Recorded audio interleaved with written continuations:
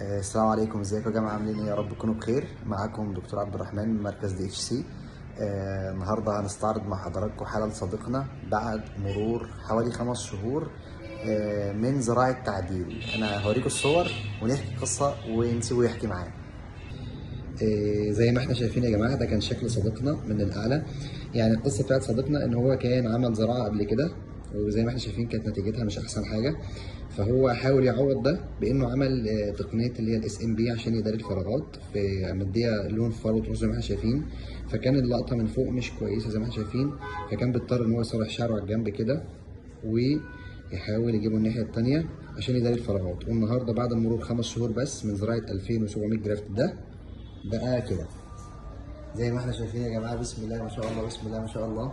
نتيجه يعني مش هو بقى الباشمهندس يتكلم بقى.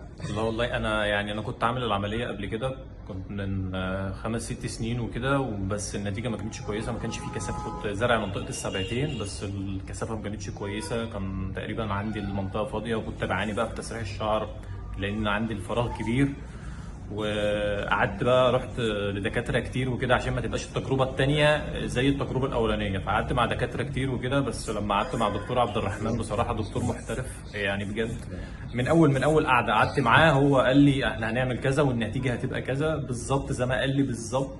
قال لي النتيجه هتبقى كويسه قال لي يعني رسم لي سيناريو للمنظر اللي هيبقى بعد 5 شهور. ده كمان احنا لسه كمان 5 شهور، ده المفروض ان انا يعني باخد 50% 60% من النتيجه لسه كمان يعني. وري الناس كده كمان من فوق.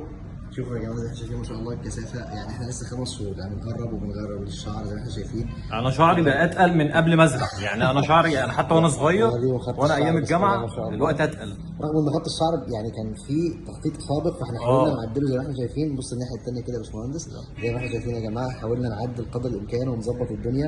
يعني ما شاء الله اللقطه بقت لا طبيعية ومفيش حد بياخد حد يعني اللي ما شافنيش خالص، اللي ما يعرفنيش، محدش يعرف ان انا زارع. الحمد لله. لان حضرتك ظبطت الهير لاين، كثفته ظبطته بحيث ان هو يبان ناتشورال. محدش يعرف ان انا يعني اللي بيشوفني جديد محدش بيبقى عارف ان انا زارع. طبعا الناس القديمه بقى عارفين عشان كان عندي صلع كبير، فعارفين بقى ان في تغير، في تغير جامد. طب المنطقه المنحه عامله ايه؟ لا المنطقه المنحه تمام، وحتى منطقه التاج زي ما احنا شايفين اهي ما شاء الله. المنطقه المنحه رغم الاختطاف ورغم ان احنا عملنا يعني مرحله ثانيه، ما شاء الله الامور كويسه جدا اهي. الحمد لله الامور تمام معانا يعني.